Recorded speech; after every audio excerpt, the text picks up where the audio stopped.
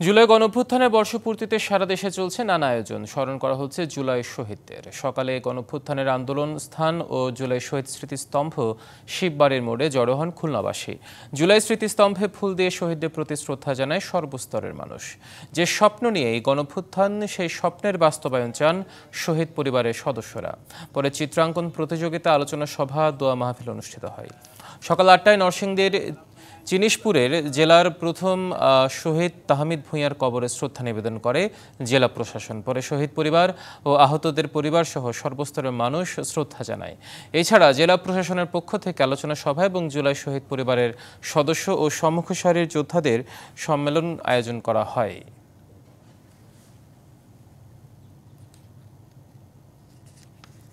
দর্শক, জুলাই গণঅভ্যুত্থানের বর্ষপূর্তির আরও আয়োজন নিয়ে জানাতে সিলেট থেকে মুহূর্তে আমাদের সাথে যুক্ত হচ্ছেন সহকর্মী প্রত্যুষ তালুকদার।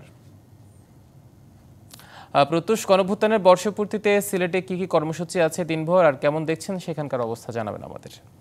আমি এখন রয়েছি সিলেট জেলা শিল্পকলা একাডেমি অডিটোরিয়ামে। তো সিলেটে কিন্তু আজকে দিনভর নানা আয়োজন রয়েছে।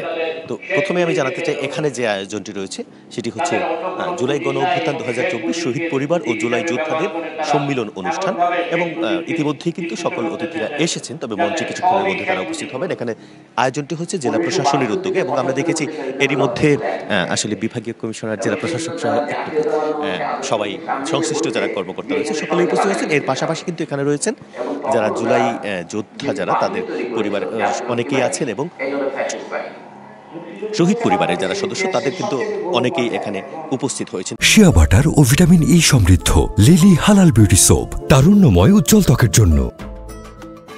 তো তাদের নিয়ে এখানে আলোচনা অনুষ্ঠান অনুষ্ঠিত হবে, এবং প্রাথমিক পর্যায়ে এখন তথ্যচিত্র প্রদর্শনী চলছে, তারপর আলোচনা সভা, স্মৃতিচারণ এবং জুলাই যোদ্ধাদের আসলে সম্মাননা জানানো হবে। এছাড়াও সিলেট শাহজালাল বিজ্ঞান ও প্রযুক্তি বিশ্ববিদ্যালয়ে সকাল থেকেই একটি আয়োজন, সেটি হচ্ছে জাতীয় পতাকা উত্তোলন, তারপর একটি র্যালি অনুষ্ঠিত হবে, শোভাযাত্রা অনুষ্ঠিত হবে, এবং তারপর আলোচনা সভা রয়েছে। এছাড়াও বিএনপির উদ্যোগে কিন্তু বিজয় মিছিল রয়েছে, যেখানে বিএনপি স্থায়ী কমিটির সদস্য ডক্টর আব্দুল মঈন খান উপস্থিত থাকবেন।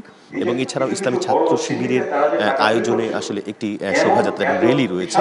এছাড়াও বৈষম্য বিরোধী ছাত্র আন্দোলনের সর্বস্তরের ছাত্র জনতার ব্যানারে বিভিন্ন অনুষ্ঠানমালা রয়েছে।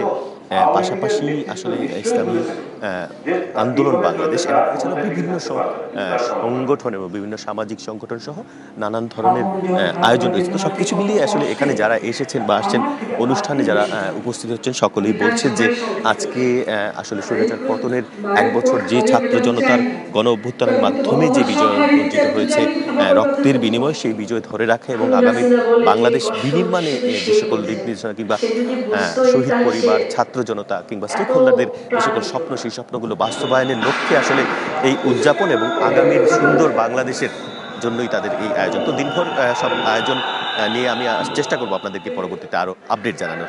এই ছিল সিলেটের আয়োজনের খবর। নিশ্চয়ই, ধন্যবাদ আপনাকে আমাদের সাথে যুক্ত হওয়ার জন্য প্রত্যুষ।